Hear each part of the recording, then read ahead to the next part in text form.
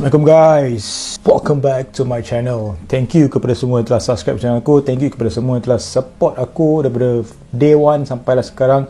Aku nak cakap terima kasih banyak-banyak. And aku harap korang punya bulan Ramadan pada tahun ni semuanya elok-elok belaka. Aku harap korang semua dalam keadaan yang sihat. Dan yes, aku harap korang punya puasa pun memang steady lah, tak ada masalah, okay? So, untuk kisah hari ni guys, kita nak fly ke Jepun kali ni. Sebab kisah ini dia terjadi di Jepun pada tahun 2012, di mana satu kes pembunuhan telah berlaku ke atas seorang wanita yang bernama Rie Miyoshi. Dia berumur 33 tahun yang telah berkahwin dan dia ni bekerja sebagai seorang designer freelance dan juga penulis majalah. So macam Rie ni kan, Rie Miyoshi ni kan guys, dia ni dikatakan kan seorang yang very intelligent guys. Dia ni memang bijak tau, bijak and selalu berfikiran positif, happy go lucky, easy going, and dalam kata lain, dia ni memang disenangi oleh orang-orang di keliling dia. Tak kisahlah dekat rumah ke, dekat luar ke, dekat tempat kerja ke apa, semua orang suka dia guys, okay? Sebab dia ni memang orang kata apa, sentiasa happy, sentiasa positif kan, memang tak ada masalah langsung lah.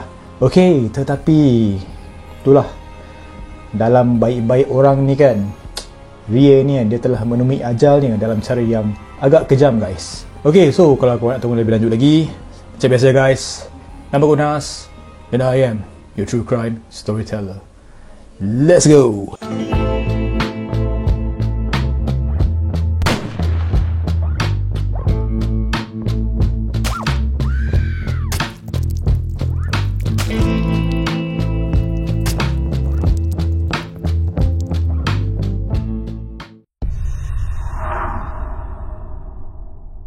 Pada 6 November 2012, seorang lelaki yang berumur 40 tahun yang bernama Hideto Kosutsumi telah memecah masuk ke dalam apartmen Rie melalui tingkap. And time tu kan guys, Rie ni dia sedang bersendirian dekat rumah. Jadi apa yang terjadi dekat Rie pada time tu kan guys? Okay, dia telah ditikam berkali-kali dengan pisau. Okay, dan dia punya leher dan juga dia punya tangan semua telah dikelar-kelar juga tau guys. Okay, teramat kejam weh, kesen gila tu Rie pada time tu Jadi selepas Hideto telah membunuh Rie ni kan, dia aku tak tahu dia cuba untuk bunuh diri guys.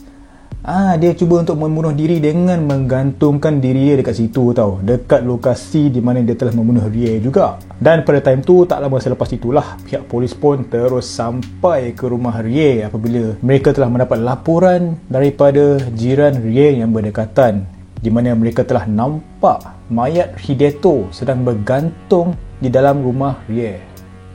Scary kalau aku jadi jiran dia apa, aku cuak gila babe. Okey lah guys, Hideto dia dah bunuh si Rie ni. Okey, cuma siapakah Hideto ni dan apakah motif sebenarnya yang membuatkan dia untuk membunuh Rie Miyoshi?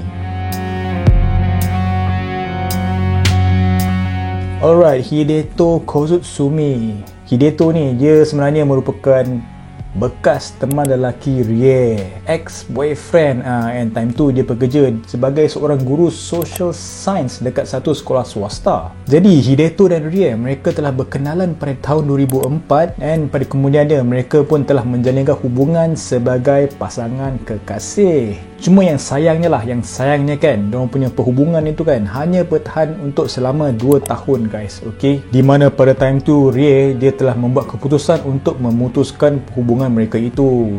Cuma itulah, lepas dah break up, si Hideto ni member enggan untuk menerima hakikat guys. Dia tak boleh terima yang Rie decide untuk memutuskan hubungan mereka itu. So lepas dia dah tak boleh accept segala diorang punya break up ke whatever lah benda-benda tu kan, okay, member dia sentiasa mengganggu Rie guys. Okay, dia mengganggu Rie melalui text message, email dan juga telefon dalam berbau ugutan membunuh guys. Hideto ni dia ada hendak membuat ugutan bunuh ke atas Rie.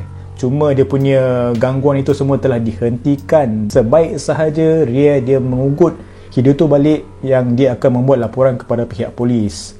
So Hideto pun stop, member pun cuak lah kan, okey, tak pasal pula masuk lockup ke apa kan, jadi bodoh baik nanti. Jadi selepas 2 tahun perpisahan mereka itu, pada tahun 2008, Rie pun dia telah berkahwin dengan lelaki lain.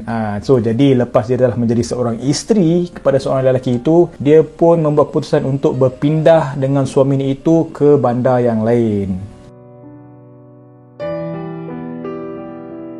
Jadi berkenaan dengan si Hideto ni kan, dia masih tak boleh nak move on guys. Okay, dia tak boleh terima yang Rie ni telah putuskan hubungan mereka itu tau. Sampaikan mangkuk Ayun ni dia sanggup untuk berhenti kerja hanya untuk mencari di manakah keberadaan Rie guys. Dia sanggup berhenti kerja weh. Not very intelligent lah aku kata Okay, bebal jugalah mangkuk Ayun ni sebenarnya. So Hideto ni kan, dia memang tak berputus asa guys untuk mencari Rio. Sampaikan kan, dia letak satu harapan yang satu hari nanti Rie ni akan kembali ke pangkuannya semula. Harapan amat nak dapat dia datang balik kan kau. Tak payahlah bro kan, baik kau pergi mam dia pergi mana tak kan, tak payah nak buang masa nak cari ke apa kan. Okay, tetapi itulah Hideto member tak putus asa guys. Okay, dia keep on going untuk mencari di manakah lokasi Rie Miyoshi. Jadi sepanjang pencarian Hideto ke atas Rie ni kan, dia dapat tahu yang Rie ni telah berkahwin guys. So once Hideto dapat tahu yang Rie ni dah kahwin, member kecewa babe. Remuknya hati seorang lelaki yang bernama Hideto. Okay, member terus depressed weh. Member terus mengalami masalah kemurungan. Sampaikan satu tahap ni kan guys. Okay, Hideto ni kan dalam keadaan depression itu kan, member nak bunuh diri guys. Okay, dia nak bunuh diri di kawasan pegunungan. Tetapi somehow dia ni sempat diselamatkan. Okay, so selepas dia diselamatkan tu, tak tahulah siapa yang selamatkan dia kan. Okay, dia telah dihantar ke hospital because of dia ada penyakit tu lah. Okay, so once dia dah hadir ke hospital tu, pada time tu kan, polis telah mengeluarkan waran tangkap ke atas Hideto. Mesti korang pelik, apa pasal member nak bunuh diri, masuk hospital, tiba-tiba dapat waran tangkap daripada pihak polis.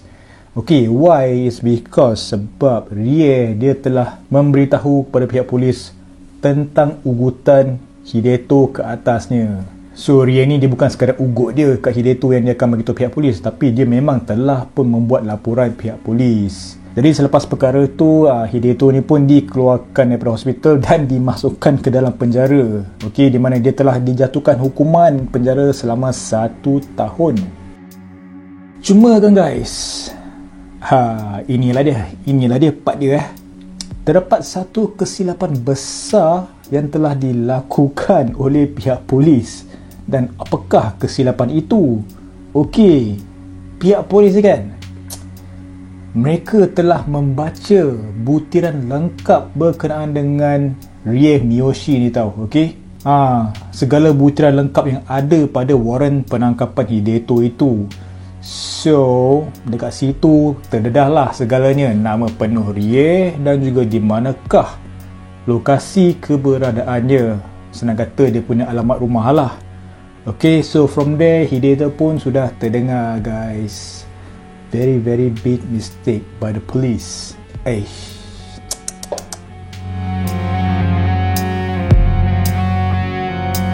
Kemudian Hideto ni dia telah dibebaskan dari penjara pada tahun 2012, and kali ini dia dah tahu the complete information berkenaan dengan Rie. Maka dia pun terus membuat dia punya pencarian dengan yang lebih terperinci guys. Member sudah makin bijak. Jadi segala pencarian terperinci Hideto ni kan, termasuklah pemeriksaan laman sosial ataupun social media Rie, dan juga pencarian melalui forum, dan juga yang lagi dahsyat kan guys, Hideto ni sampaikan dia telah mengupah seorang penyiasat persendirian. Member hire private investigator guys. Lain macam Okay, macam nak cari penyangak dah ni kan, padahal nak cari ex-girlfriend je pun. Gila siut mamak ni, tak boleh belah bye. Tetapi pada masa yang sama, Rie ni pun dia pandai juga, okey, sebab dia tahu yang Hideto dah dibebaskan, and dia pun tahu yang nyawa dia ni memang telah terancam lah cerita dia kan, sebab dia tahu yang Hideto ni tak akan berhenti untuk mencari dia tau. So dia pun telah memberitahu pihak polis. Jadi pihak polis pun, diorang pun agree lah, okey, untuk berkawal untuk nak keep standby, nak alert kan, okey, di manakah ataupun apakah next step si Hideto ni tau, okey, sampaikan mereka akan membuat rondaan dan juga memasang CCTV di kawasan apartmen rumah Rie. So dekat situ mesti orang terfikir kan, macam tak boleh ke tangkap balik si Hideto Mangkuk Ayu ni kan, okey. Tetapi soal penangkapan itu kan, pihak polis memang tak boleh buat apa-apa guys, okey, sebab Hideto ni dia bertindak bijak tau, okey, sebab dia tidak mengganggu Rie dalam berunsur jenayah tau, okey. Tiada gangguan yang berunsurkan jenayah. So that's why polis ni memang tak boleh buat apa-apa. Cuma the best yang diorang boleh buat is standby je lah, lebih berhati-hati. Jadi untuk penghujung cerita ni kan guys, pada time tu Hideto ni dia telah dapat alamat penuh rumah si Rie ni tau, okey. So dia telah pergi ke rumah Rie, maka terjadilah insiden pembunuhan yang aku cerita dekat korang awal-awal tadi tu. And macam kita tahu, okey, seperti yang dikatakan pada awal tadi, Hideto ni pun dia telah membunuh diri, okey. So because of that, tiadalah sebarang perbicaraan ataupun pertuduhan tentang kes yang telah dibuat. Cuma terdapat satu-satunya penangkapan yang telah dibuat tau, iaitu private investigator yang telah diupah oleh Hideto. And nama dia adalah Hirotoshi Kohama yang berumur 61 tahun. So dia telah dijatuhkan hukuman penjara selama 2 tahun setengah sebab dia telah memberitahu alamat penuh rumah Rie kepada Hideto.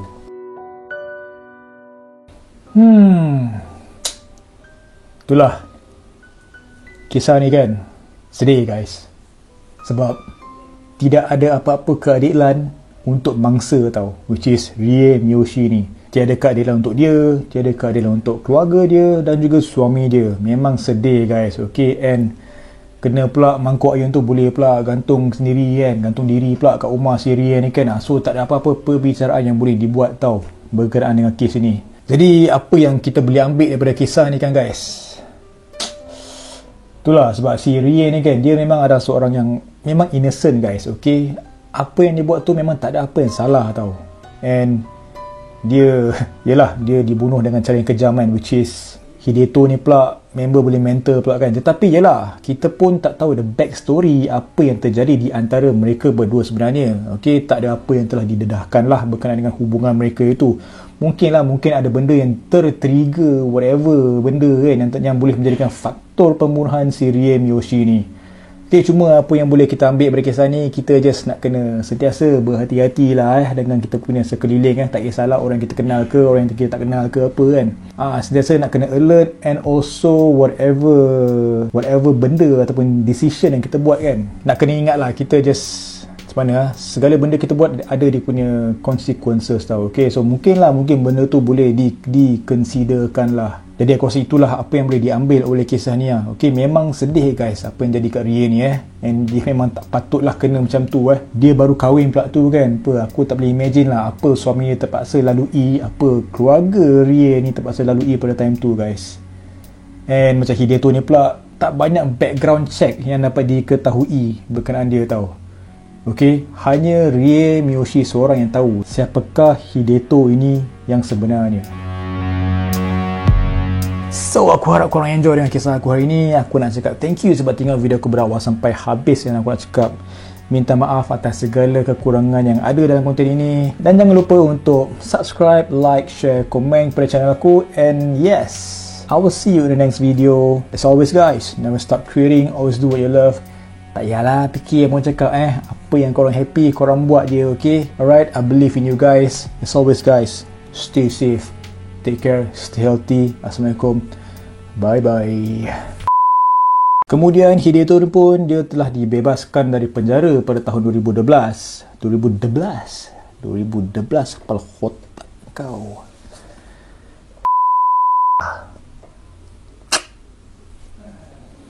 Mampus aku macam ni nak shoot. Hideto ni kan, dia tidak mengganggu Rio Rio, Rie, bye. Rie.